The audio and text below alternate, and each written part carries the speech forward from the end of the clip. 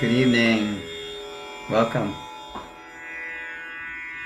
We'll begin now with our chanting, our invocation mantras to our teacher or teachers, those who are illuminating our path on the torchlight of knowledge, with the torchlight of knowledge. Those teachers or teachers that are inspiring us.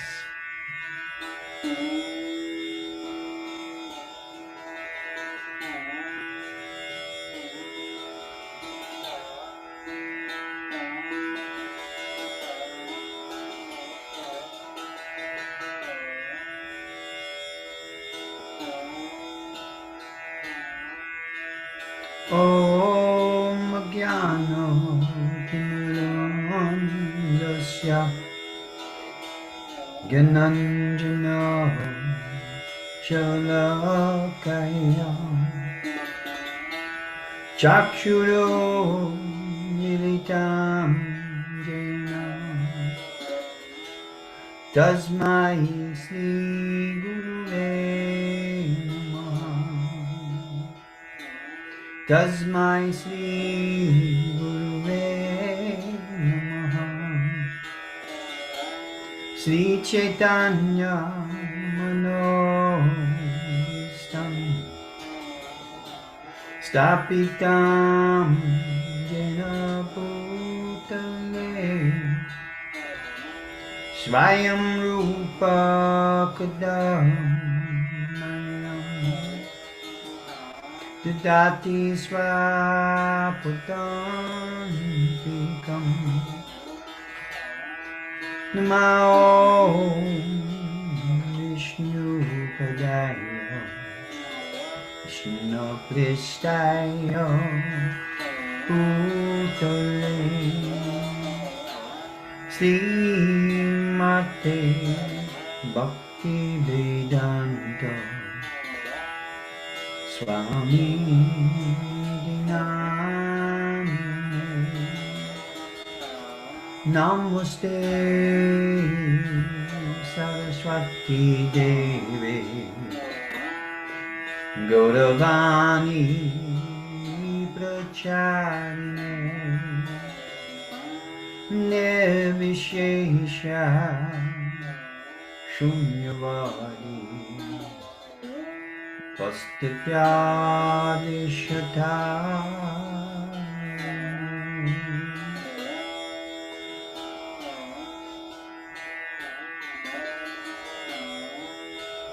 Sri Krishna Chaitanya Prabhu Nityananda Sri Advaita Gadadhar Srimad Bhaktivinoda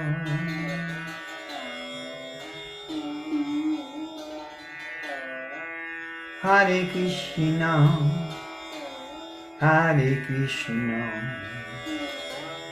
Krishna Krishna Hare Hare Hare Ram Hare Ram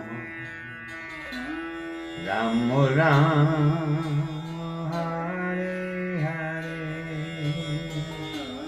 Krishna Krishna Hare Hare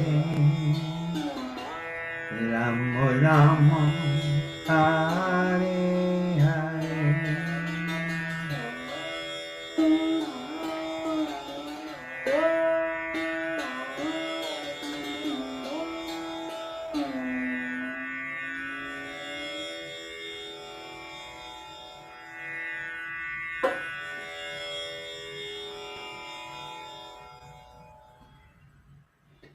Good evening, everyone. Welcome to our midweek Bhakti Booster, the Bhagavad Gita, discussions on the Bhagavad Gita, to enthuse, inspire, and empower you on your path of bhakti. So we're reading from the 13th chapter of the Gita, wonderful chapter, entitled Nature, the Enjoyer, and Consciousness.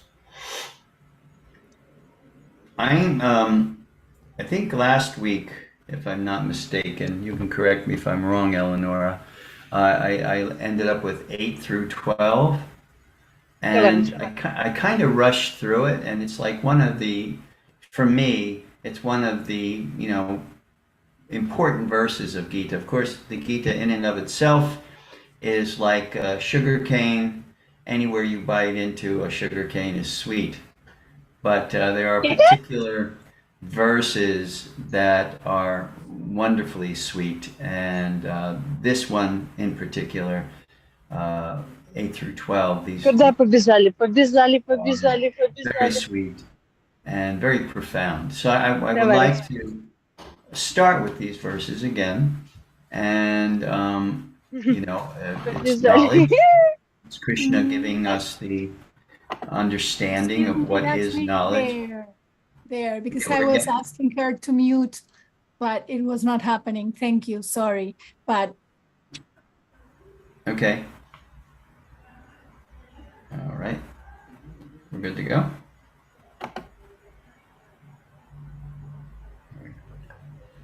My book. So we're beginning. This is chapter 13 for all of you who have Bhagavad Gitas, verses 8 through 12. Krishna describing knowledge. As you remember, he's talking about the field of activities, the knower of the field of activities, knowledge, the objects of knowledge, and what is knowable. So here, knowledge. So take note of these various items that Krishna is talking about here, because the explanation of knowledge, these verses describe the process of obtaining jnana. So the process of obtaining knowledge, and knowledge is very important on our path of bhakti, because bhakti is a very tricky yoga system, in the sense that someone, and historically this has happened, someone can take sentiment as devotion.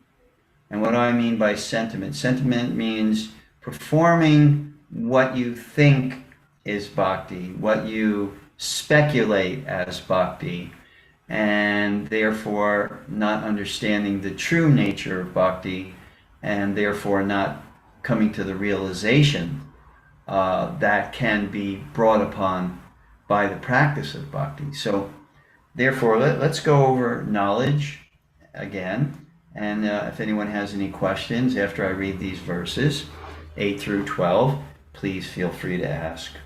So humility, pridelessness, nonviolence, tolerance, simplicity, approaching a bona fide spiritual master, cleanliness, steadiness, self-control, renunciation of the objects of sense gratification, absence of false ego, the perception of the evil of birth, death, old age, and disease, detachment, freedom from entanglement with children, wife, home, and the rest, even-mindedness amid pleasant and unpleasant events, constant and unalloyed devotion to Krishna, aspiring to live in a solitary place, detachment from the general mass of people, accepting the importance of self-realization and philosophical search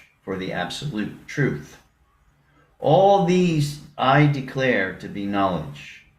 And besides this, whatever there may be, is ignorance. So this, as I said, this verse is extremely important. And there's 20 items in this particular list. It comprises 20 items of knowledge. The first 17 can be applied to both bhakti yoga and jnana yoga. And it's interesting to note, I'm just after 52 years of studying the Gita, I'm starting to understand, Krishna's logic in the way he's making this presentation. Of course, 52 years is just a drop in the bucket of eternal time. So I don't consider that a very long time to be studying Gita, nor do I consider it an embarrassment to take 52 years to understand certain points of the Gita. If we take Gita as it is, it's knowledge coming from the Supreme himself. So in this way, these first 17 items can be applied to bhakti yoga and jnana yoga. So what you'll find is the system for delivering humanity or allowing humanity access to a system or a discipline that will allow it to achieve humanity, or any individual within the scope of humanity, to achieve its highest potential. So that system Krishna talks about in Bhagavad Gita as yoga. So in context of the overarching principle of yoga, meaning to connect or to link up with the Supreme, is various approaches or various ways according to one's station in life, according to one's mentality. So the great acharyas, or the great teachers of the past, have broken up the Gita into 3 different yoga systems, basic yoga systems, and there are subsets to the 3. As you read in Bhagavad Gita, you'll see that Krishna mentions Sankhya Yoga, he mentions Buddhi Yoga, he mentions Dhyana Yoga, etc. So all of them are subsets of the 3 main ones: Karma Yoga, the yoga of action; Jnana Yoga, the yoga of knowledge; and Bhakti Yoga, the yoga of love and devotion. So the way Krishna, it's very interesting. He talks about, in each section of the Gita, there's 3 primary sections, 1 through 6, 7 through 12, 13 through 18. And in each section, 1 through 6, Krishna predominantly talks about Karma Yoga, introduces what is the principle of Karma Yoga, in conjunction with or parallel to Bhakti Yoga, because Karma Yoga really is like right before you enter into full-blown Bhakti. So what you get is a lot on Karma Yoga, chapters 2, 3, 4, and 5. You get some Jnana Yoga, chapters 2, chapter 6 in particularly. And then you get all pervading the Bhagavad Gita is Bhakti Yoga, so you get that.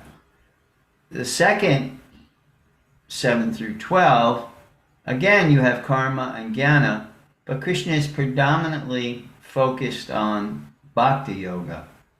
And then you get some Karma, you get some Jnana Yoga that Krishna is talking about. Yoga, the yoga of knowledge; Jnana Yoga, the yoga of devotion; Bhakti Yoga, and the yoga of action, Karma Yoga.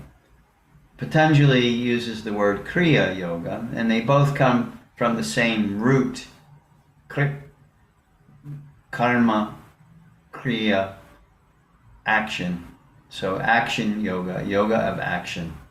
And even Krishna indicates in the 4th chapter that he says this yoga process is lost. And he's not talking about the yoga of renunciation, because it's still at that time, over 5,000 years ago, extant in the forest enclaves of the renunciates. So what he really is talking about, what's lost, is this yoga of action. And most of humanity is involved in action, meaning they're involved in performing work, having families, raising families, social interaction. So many things require interaction within society, whereas the yoga of renunciation is rejecting society. So most of us can't do that circumstantially or honestly.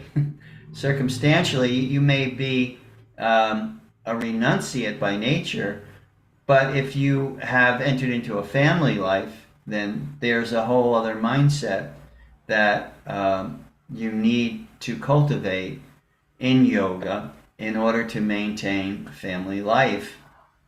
So in this way, Krishna acknowledges two basic yogas, and like I said, there's subsets. And those two basic yogas are the yoga of renunciation, if we look at it from one perspective, and the yoga of action. So the yoga of action is what Krishna really kind of focuses on, because he tells Arjuna it's been lost in the period of time. So when it's lost, it means it's not properly understood. That's where you get all kinds of speculation on what is yoga and how to perform yoga and what's the goal of yoga, etc., etc. In this day and age, we can say that the real meaning, the purport of what is yoga and what we perform yoga for has basically been lost in commercialism.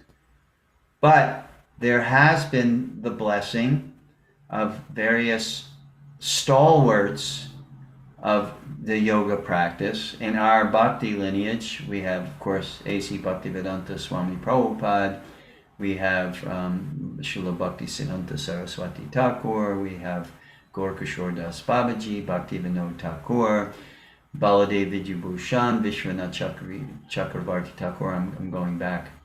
And you have these stalwarts who recognized that the principle of yoga, the clarity of yoga, specifically of bhakti, through the medium of knowledge and the practice of the bhakti yoga principles, have been maintained for those that are sincere. So now we're on 13 through 18.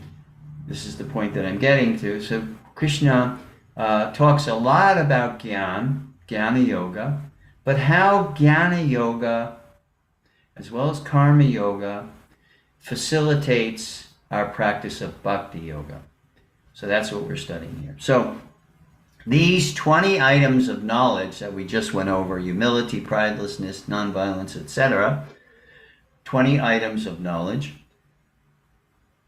The first 17 can be applied to both Bhakti and Jnana Yoga. The next two, 1 through 17, Jnana Yoga, Bhakti Yoga. The next two, 18 and 19, are applied to Jnana Yoga in particular, where Krishna says the importance of self-realization and philosophical search for the absolute truth, which is kind of like the essence of what Jnana Yoga is. Philosophical search for absolute truth and importance of self-realization. And then the last one is the 20th item of knowledge, is specific, very specific to bhakti. And that is devotion, unalloyed devotion to me, constant and unalloyed devotion to Krishna. It's not the last one in terms of order, but it's in there. And that one is specific to bhakti. So that's a nice thing to meditate upon, so we understand that. So now we're getting into the next verses, 13 through 19. Does anyone have any questions about the 20 items I just read about? Does everyone understand? I mean, the one thing I would like to, because the one item that's mentioned here, which is most often misunderstood, is entanglement with children, wife, home, and the rest. I said it last time, and I'll repeat it again, because that means not that you shouldn't be with wife and children and everything that comes along with it. It means not to that as your only goal or your only thought is to be a good family man or woman, but that even family life can be an ashram in yoga. Family life can be a place. Ashram means the place where you cultivate spiritual realization. That's what ashram means. So you have grihast ashram, that means family and the home in service to your spiritual development. So that's not what Krishna is talking about. In various other places in the Gita, in Prabhupada's purport, he talks about grihasta, because griha means home, and asta is in reference to ashram. So the home as an ashram is fine, because the home as an ashram can help one cultivate a mentality of connection to the Supreme Lord, especially in bhakti yoga. The grihasta, or the ashram of the home, can very nicely facilitate cultivation of bhakti, linking oneself in love through devotion to the Supreme. Very nicely it can cultivate that. So that's why that one point I wanted to make, because like I said, oftentimes it's misunderstood. It's not correctly understood, and therefore a little explanation was in order, I thought. Does anyone, Gayatri, is that your hand raised? Would you like to say something? Ask something? Yes. So this 20 qualities, is this the checklist that I can, I can check myself if I'm advanced in bhakti or not advanced? If I have these qualities, it means, I'm understanding Krishna and, I'm advanced in bhakti yoga. But if I don't have these qualities, there is no, it means that I'm not advanced in it. Well, you're right. The first thing that you said, you're right in the sense that you can check yourself and see, how you are maintaining or developing or cultivating or aware of these items of knowledge, and, try to implement the system, for instance, of bhakti yoga,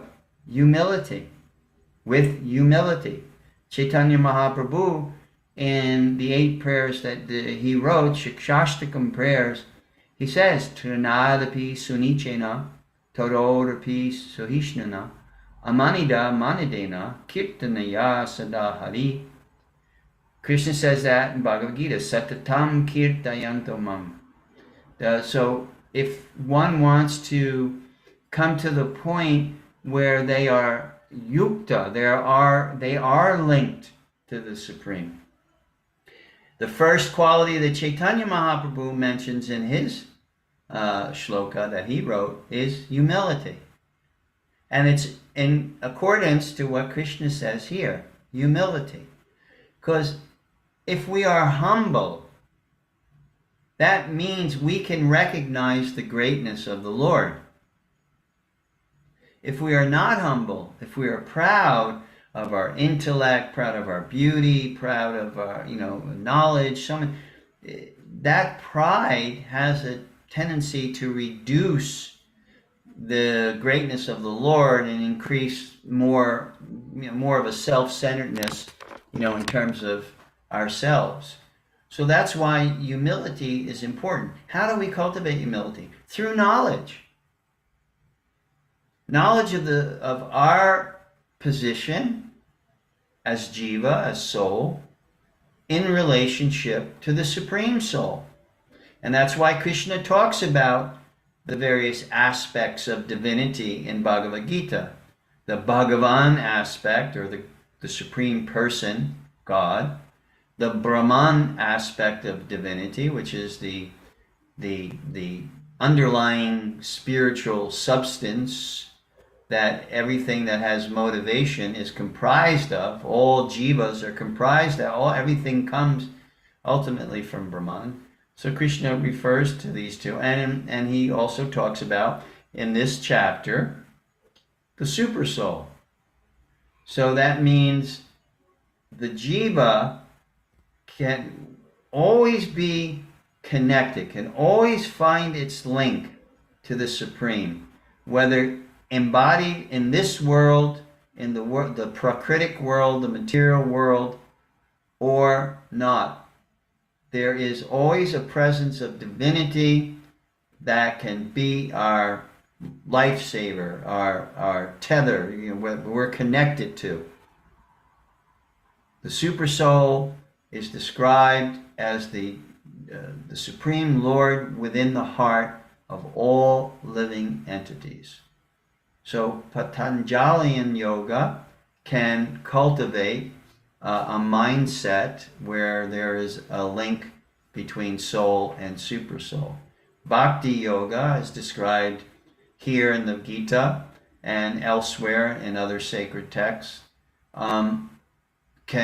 describes the importance of the link of the soul and the super soul.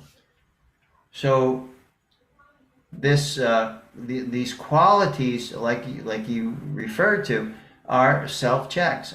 I need humility in order to advance. The next word, pridelessness, is interesting because it seems like humility and pridelessness are, kind of very similar. But pridelessness in this regard means,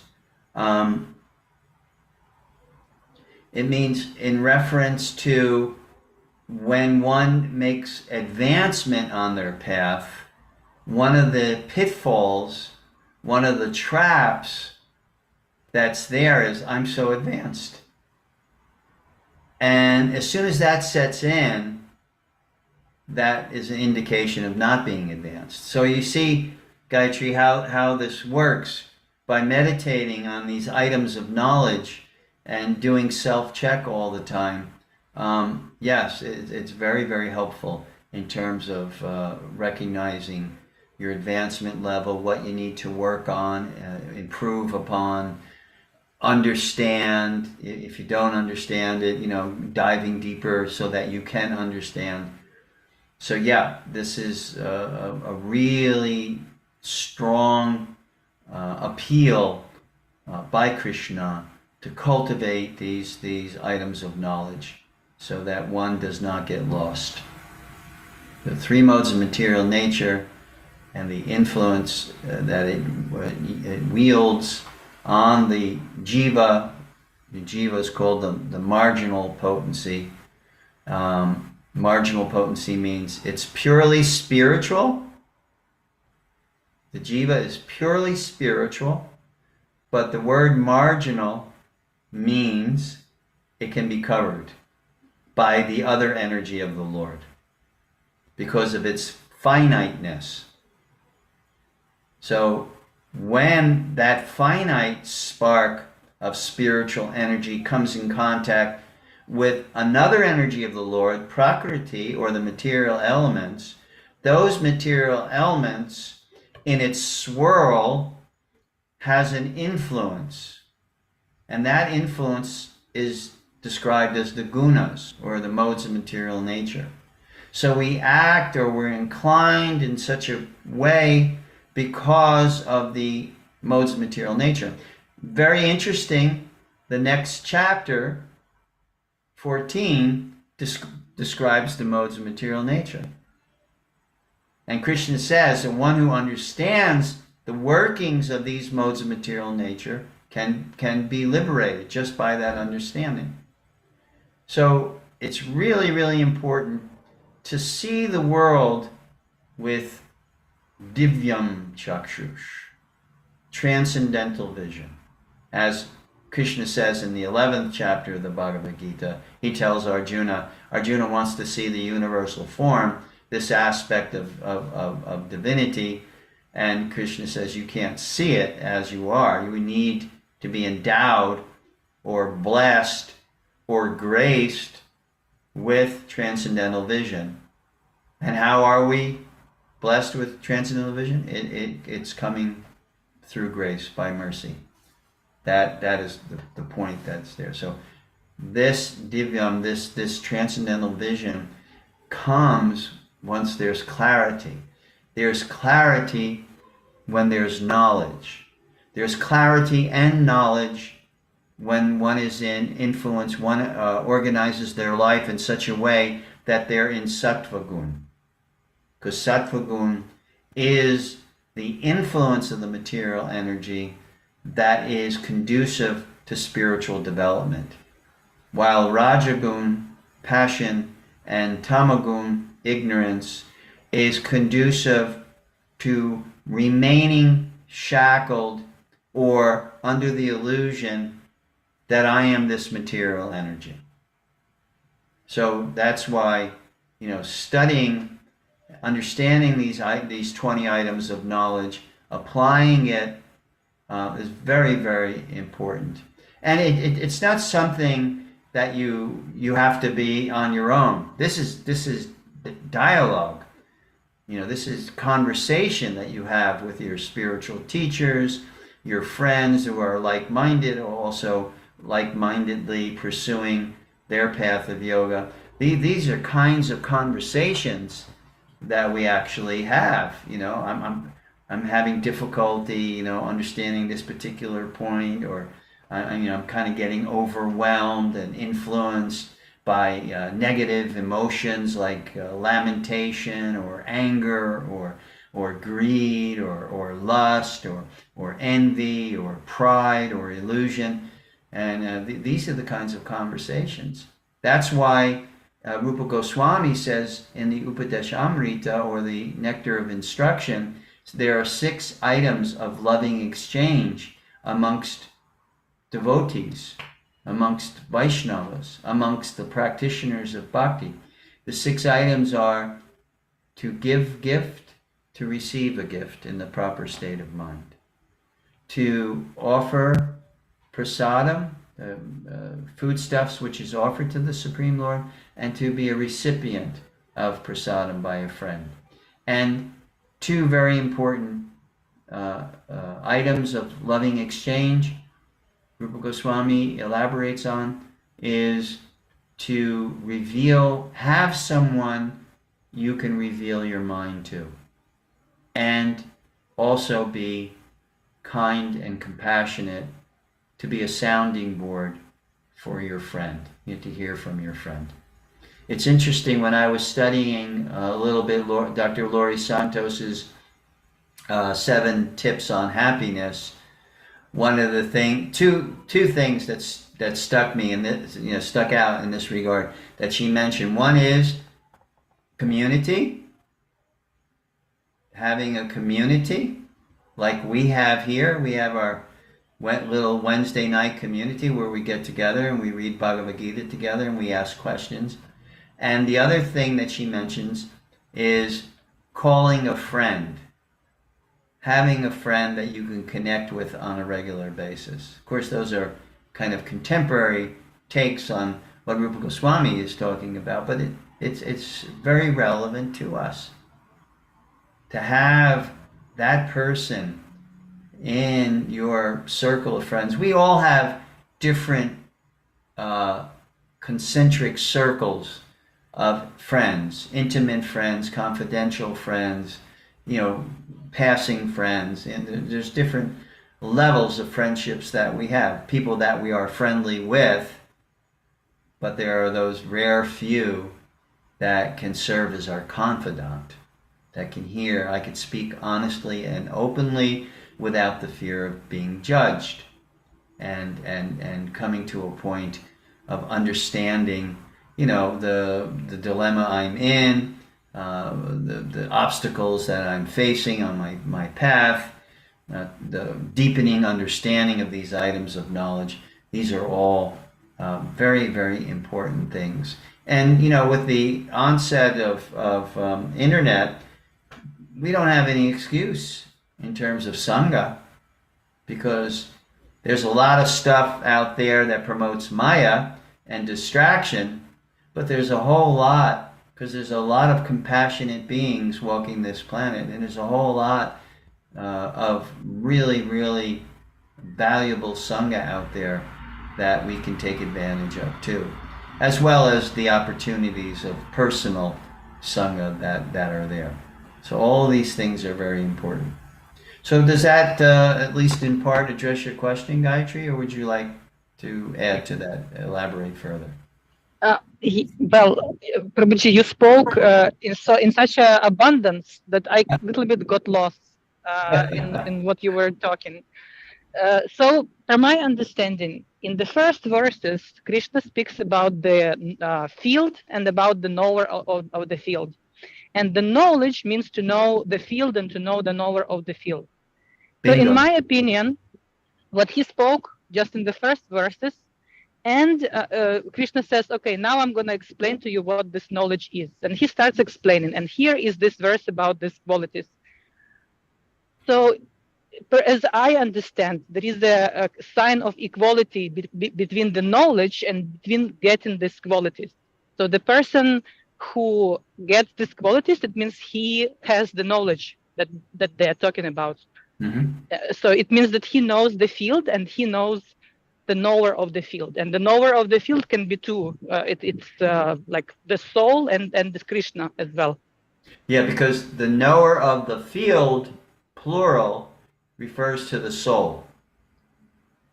When we talk about super soul, knower of all fields.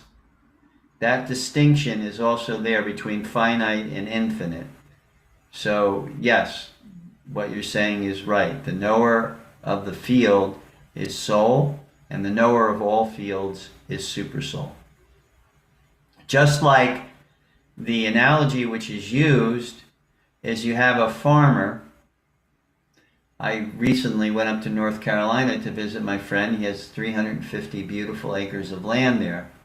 And he knows his farm very well. He knows, in the southern section of his farm, he's got this, and in the northern section, he's got peak, where he can see 3 states, and, he knows his land. That's the farmer. That's the knower of the field. But the king knows all of his kingdom. He knows all the farms and all the farmers. And that's the super soul. And you take that, to the level of transcendence. Krishna, the super soul, Paramatma within the heart, knows all the fields of activities through the mechanism or the medium of his manifestation as Paramatma. Okay, thank you. Now I have another question. So last time you spoke about Brahman, right? That it is living beings, like a living matter. So my question is, all of the paraphernalia that we use to worship Krishna for the archana or for the, for puja, those paraphernalia, are they Brahman or are they matter? They're matter that has been Prabhupada said, transcendentalized by their utilization in the service of the Lord. It's interesting. One time I spoke... Even, we have to understand, even Prakriti is coming from Brahman. It's a transformation or transmutation of Brahman. So when one becomes Uttama Adhikari, one sees everything in relationship to the Lord. He sees everything as in relationship to the Lord. Because it's being utilized, it's converted into that energy. That's infused with that energy. And the analogy that's used is when you have an iron rod. An iron rod in and of itself is not hot. Put it into fire, and the quality of heat is transferred into that iron rod, and that iron rod becomes red hot, and then it becomes white hot and blue hot, and becomes like fire itself. So through utility, Prabhupada said utility is the principle. Utility, we transform our home, and this is in a song by Bhaktivinoda Thakur. Through proper utility, we transform our home into Vaikuntha. Bhaktivinoda Thakur says that in one of his songs, that he was performing his puja, and one day his whole home and courtyard turned into Vaikuntha. Because really, when you understand the principle of being covered, then you also understand the principle of being uncovered. We're covered, and therefore we can't see properly. But when we're uncovered, then we see properly. In other words, we don't see material energy. We see an energy of the Lord that has a particular function, a covering potency and a throwing potency in relationship to jiva. The covering, it covers us. The throwing means that the living entity is put into connection with Prakriti and acts within the realm of Prakriti and is vulnerable to become influenced by Prakriti, the material energy, and its qualities, the gunas, the modes of material nature.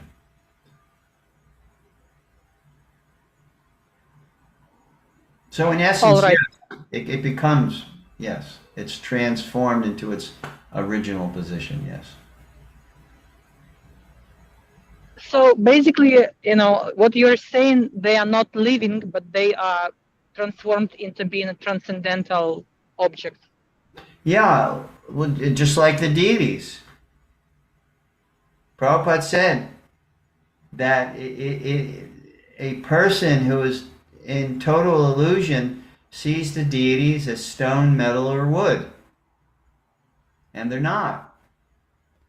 It's Krishna himself that has come in this particular form, stone, metal, or wood, to give us, those of us who are not connected, not linked up, not endowed with transcendental vision, an opportunity through an anga or a limb of bhakti called deity worship to give us an opportunity to serve Krishna in a particular way so that eventually our eyes become purified and stone, metal, or wood is actually Krishna. So the deities, Prabhupada warned us, do not see the deities as stone, metal, or wood, but as Krishna himself, and Radha, or Gaur-Nitai, or Jagannath, Baladev, Subhadra, etc. That's why it's important for us to have deities in the house so that we can establish our ashram. So grihastha means family in an ashram to cultivate awareness of our relationship with the Supreme Lord. Griha Medi is family for sense gratification. No real connection that this is my service to the Supreme. No connection. This is me trying to get enjoyment in such a way. And why do so many families break up? Because we enter into life with the illusion that this is for my enjoyment, and as soon as I'm not getting enjoyment out of it, then I leave it and think that there's greener pastures. But the thing is, it's not meant. It's too ripe with the ability to delude us if we think it's meant solely and wholly for our enjoyment. Okay? Good Yes, Gayatri? and So the last thing, in this world, everything is Brahman. Even the living being is Brahman, and everything around us, like I don't know, the house, a brick, it's also Brahman, just different type of Brahman. Yeah, transformed. Yes. But the living entity is, the jiva is always Brahman. It's not, we don't go through a transformation process. That's why Krishna goes through great lengths in the second chapter of the Gita, and now here, of making that clear distinction between Prakriti and Purusha. One is Brahman transformed to serve a certain function, Prakriti, and the other one is pure Brahman, the Jiva. Never, there's not a transformation process that goes with the Jiva. The only transformation process is in the utilization of Prakriti. Then there's transformation, but not in relationship to the soul. Soul may be covered, the soul may be illusioned in any species, but it's still pure Brahman, always and eternal. Okay, thank you, Prabhuji. No more questions. Thank you as always, Gayatri, for your wonderful questions. Greatly appreciate it to help us dive deeper into the verse. Let's continue with 14. Sorry, Laksmi, I have a question. Go ahead. First of all, this transcendental vision that you say is not Devya Chakshu. Say it again. Devyam Chakshu is only the vision to see the Lord. Right. Not this transcendental vision that you were talking about. No. Divyam Chakshus is the vision that is given to us by the mercy of the Lord to see everything in relationship to the Lord. And even Virat Rupa, the universal form, etc. So it has different degrees of effect, you know. So we're cultivating Divyam Chakshush, the transcendental vision. When we look at a flower and say, "Oh, Radha," you know, that's also blessing, mercy coming, and purity of the heart. When we begin to see everything in relationship, we see a dog as a soul, you know, not as a lowly species of life, or, you know, everything. And that's how the quality of ahimsa is developed, is cultivated. You know, right now, when we don't have spiritual vision, then we're always classifying and categorizing everything, and placing judgment and placing importance and priority. This is not an important life. But you see, the danger of that is when the British, you know, conquered in India, these are like low-class people, you know, when they came to and the United States and treated the Native Americans, you know, even in some religions, I think in some Christian perspectives, that some races are not considered to be souls. They have no Most soul. of them. Yeah. Yeah. I mean, I'm not up on it, but I know that's the way they were able to justify slavery. And not only slavery, but the total treatment, the Inquisition. Huh? Inquisition. Yeah. Genocide. Yeah. Anyway, the other thing is that you mentioned 6 items of loving exchange. And the first 2 is giving and receiving gift. And the next ones are offering and receiving prasad. So prasad is exclusively for the Lord. Prasad, because if not, gift sounds like same. Prasadam is referring to the foodstuffs offered to the Lord in general, but then you can also get prasad, like the you can get a cloth that Oh. the deity has been wearing. That can also tadiyanam, aradhanam sarvesham. In that particular verse from the Vishnu Purana, it says tadiyanam, that which is in relationship to the Lord. So offering, like for instance, if you go to India and you get blessed with a flower, that was on the altar, and you take that flower and that's the prasadam of the Lord, and you give that to a friend, you're giving prasad. Or if you're at home, it's described, Prabhupada would say this quite often, that family persons should always try to distribute prasadam. In other words, when we cook and we offer to the Lord, it becomes prasadam, and it's always a healthy mindset to cultivate to offer prasadam to whomever. Even people, I know when people come to our house, like workers, like this one lady comes once a month to clean our house. My wife always sits her down to have lunch with us because it's prasadam. So the lady, she was quite surprised at first because she's not used to being treated where a family includes her in their lunch. Yeah, it's not usual.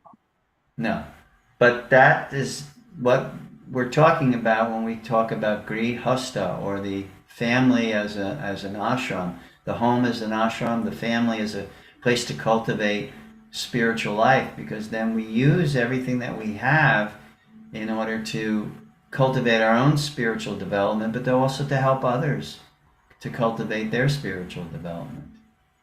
Quite often we give books out. We have a couple cases of books all the time, and whenever we meet someone that we find inclined, we'll give it as a gift. Here, please take this book. Or so this is the mood of giving gifts, and the best gift to give, of course, is prasadam. Some mercy like that, because when someone tastes something that's delicious, like my sister's visiting me now. She's my older sister, and we've been very close, and she's seen me, throughout my 51 years involved in bhakti. And we were eating the other day, and we gave her a sweet, and she says, I always remember this sweet. When you were first becoming a devotee, and you used to come visit me, and you brought me a little box of sweets. She said, I always remembered those sweets. So this is, we're talking 50 plus years that she has fond memories of prasadam. And a taste for it also. So just see how this kind of social interaction from a position of family, ashram life, and sharing that with others, it just has such an impact on people that you wouldn't normally do it, sitting on a vyasasana and lecturing, etc. These little acts of transcendental kindness are so potent and so valuable, because if you speak at a person, it's different than speaking to a person. Mm. And when a person feels like you're speaking to them, well, it opens the doors to their heart. If a person feels like you're speaking at them, you should do this, and then they not only close the doors of their heart, they lock it.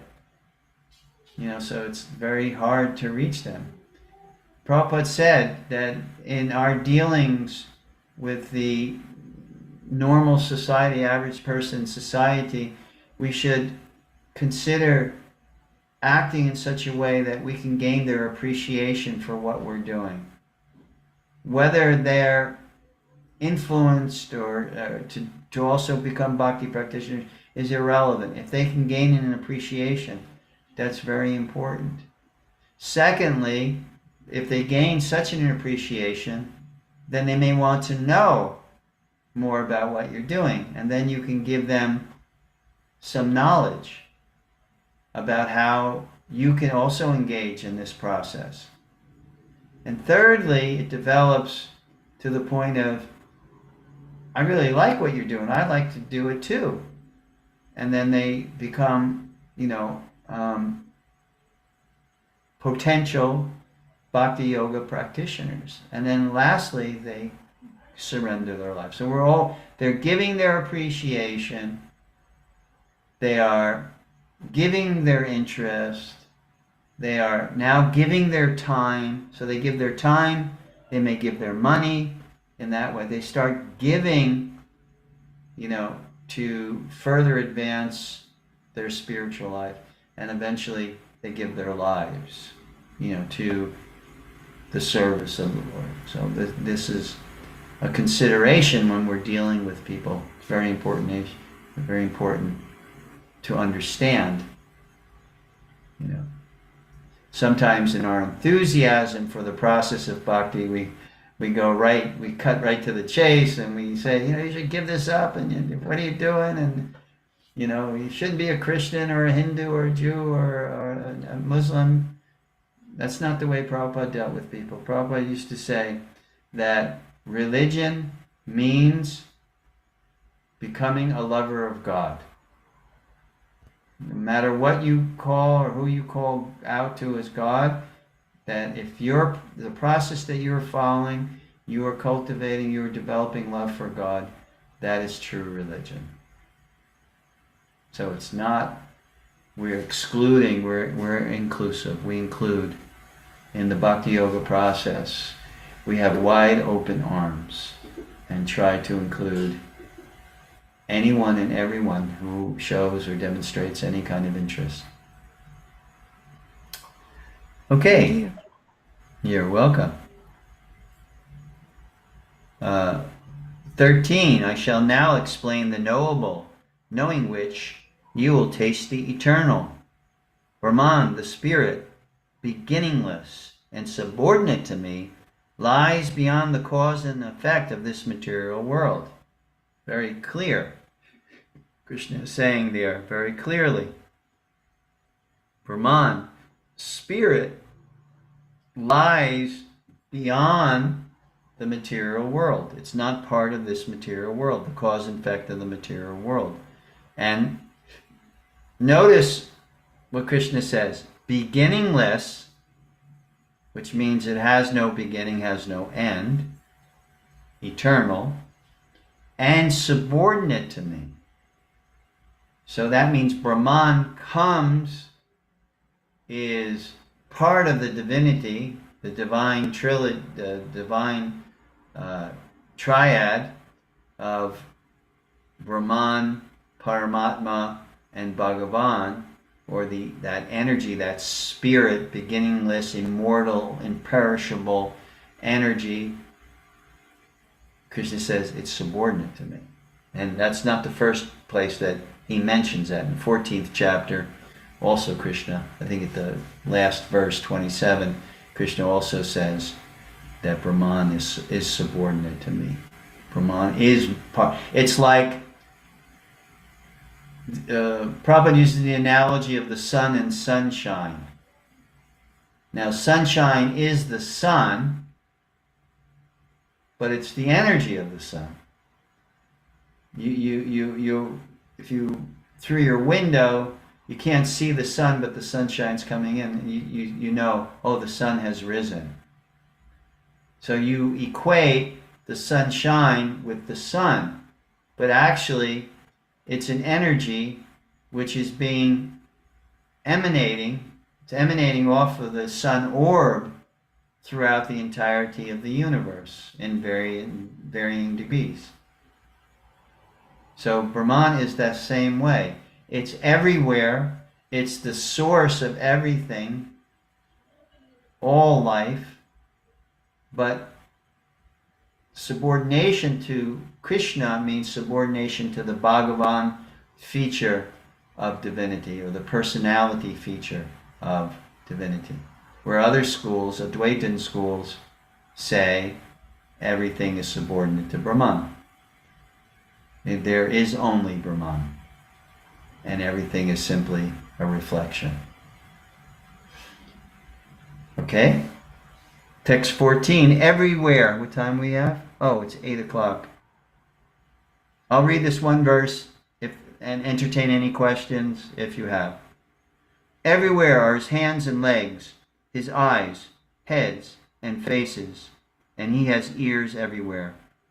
In this way, the Supersoul exists, pervading everything. So here Krishna is describing the position of Supersoul. Everywhere. Supersoul is everywhere. Why? Living entities are everywhere. Supersouls within their heart. It's described that in between each atom is the presence of Supersoul. That's why God can manifest anywhere and everywhere. Like in the story of Prahlad Maharaj.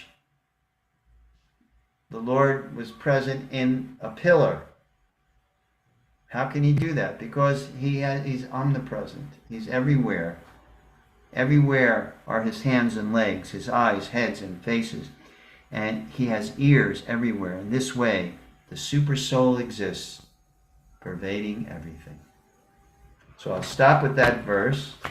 If anyone would like to ask a question, make a comment, or observation or realization, we have a few moments to do so. So please feel free to do so. Hare Krishna. I'm sorry? Was that Irina? Was that you? I have a question. Hare Krishna. Please go ahead. Last few days, I have a question in my mind, and I need your help. How is the Vedic knowledge Bhagavad Gita explains? You're familiar with the Greek philosopher Sophocles.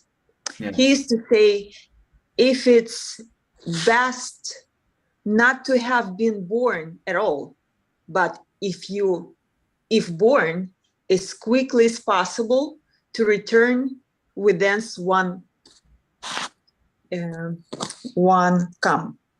Mm-hmm. So for Jiva, it's you have enough goodness and blessing born and in a few months you die when you child. It's a good thing, or for soul. Well, Why it's bothering me when kids dying. It's good for kids, or it's blessing, or it's well, there's two ways to look at it. First thing is karma. Everyone is born with reaction, and part of your karma is the length of your life. So one could have bad karma and have a short life as a result, or one can be incredibly good and have short life. And I'll give you for example, in our community of devotees, one family, very wonderful family, very pure-hearted family, they just lost their 8-year-old daughter. So in her case, it was obvious that she was so advanced a devotee. At 8 years old, she was chanting and kirtan and loved the devotees, and so it was obvious in her case that the karma was burned out. I mean, she didn't really need the whole point of us being in these bodies is to burn our karma, experience it and burn it away. But when someone shows those symptoms of advancement at a very, very early age, and then they leave their body, it's a whole different scenario than child. I lost a nephew he was 9 years old, and he died of cancer. I lost another nephew at 19, and he died in another way. So, karmically, there was a punishment at that particular point in time, which everybody karmically is born with a certain amount of breaths. Karmically. And that those breaths, depending on how you use your life, when they expire, it means, karmically, that particular vessel that you were given only had those amount of breaths and had to experience what it had to experience because of the influence of karma. As opposed to a child that was very spiritually advanced. And obviously they're under a whole... See, it's described, Prabhupada would say this many times, that when you act in Shuddha Bhakti, in other words, when you perform pure devotional service, you are not under the laws of material energy, karma. You're under the laws of Krishna. You're under the protection or the direction of Krishna. And if you act according to your desires, then you're under the laws of karma. Action, reaction. Good action, good reaction. Bad action, bad reaction. Then birth again to experience your good reactions, your bad reactions. So that cycle, the wheel of samsara, the wheel of birth, death, and rebirth, that's under the laws of karma. But under the law, the direction or the guidance of Krishna, then Krishna makes arrangements as needed. Which means he can minimize what you the suffering that you have to go through. My sister, who is visiting me right now, when she lost her children in this way, my nephews, I asked her, I said, how in the world are you able to cope with that? Because, she has been able to cope. She's 78 now, and this happened to her, maybe 35, 40 years ago. And she said, I prayed to God for the strength, and he gave it to me. So, which shows the value of knowledge. Most people who don't have that depth of wisdom, what happens? They can't handle the traumas of life. They go crazy, or they turn to drugs and alcohol or some kind of destructive behavior. But a person in knowledge says, the only way, like Draupadi's, the classic example of when she was being disrobed in the courtyard of the Kurus. At first she resisted, but ultimately she just threw her hands up and said, hey, Krishna, hey Govinda, only you can protect me. But to cultivate that kind of mindset,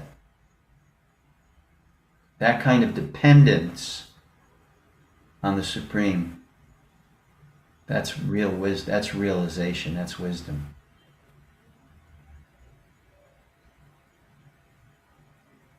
So did I address your question, Irina? Thank you. Was that okay?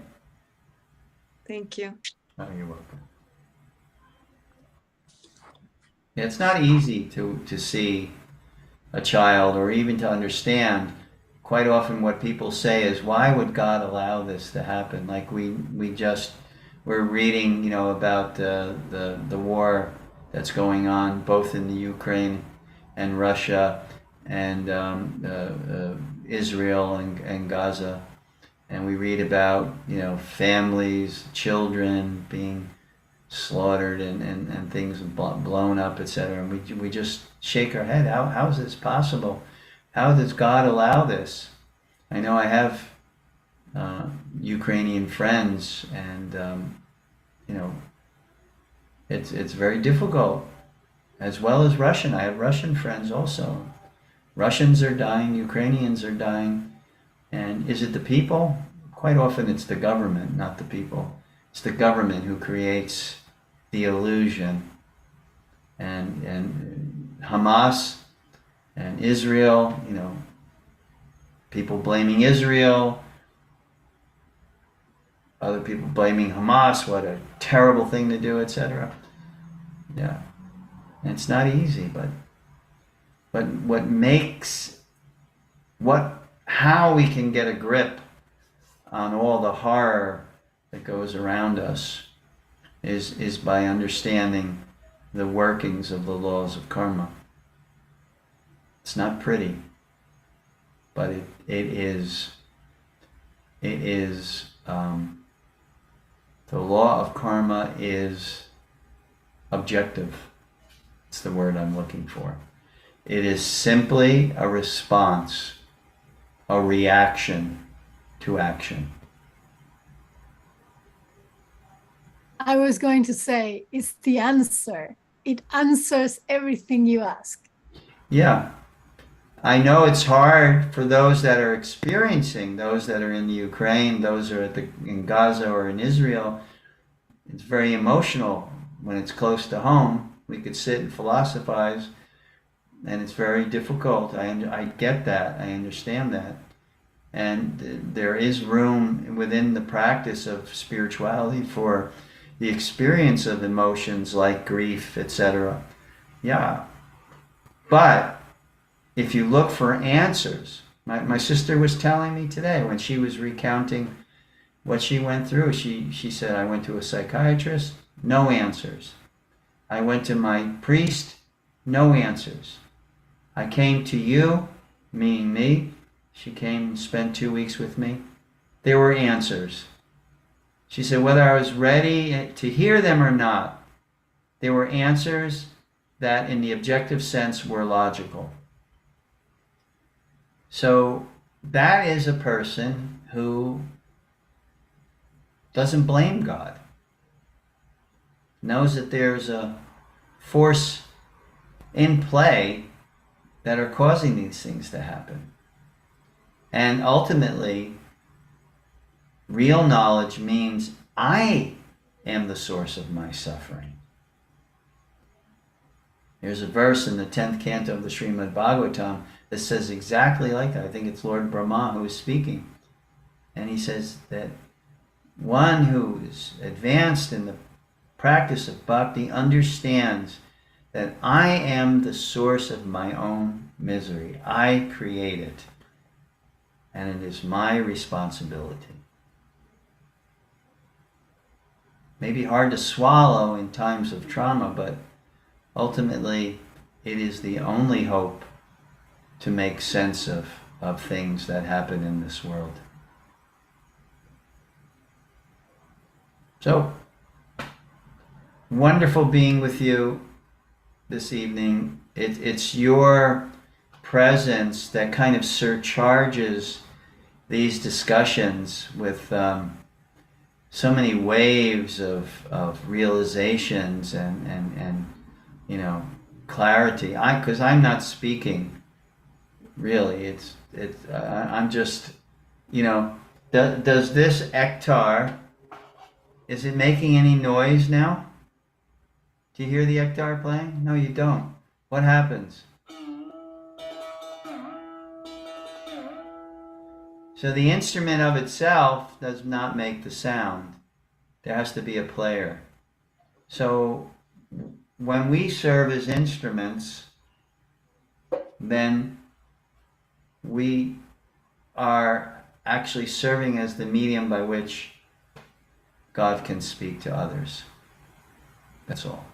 And according to the level of our purity and the sincerity of our desire to help others, that means we will serve as an instrument. Purity means tuning the instrument. We're all instruments, but the instrument that's tuned properly delivers the proper melody. So our practice creates purity. That means we can serve as instruments for God to speak to others. So thank you again for giving me your association this evening.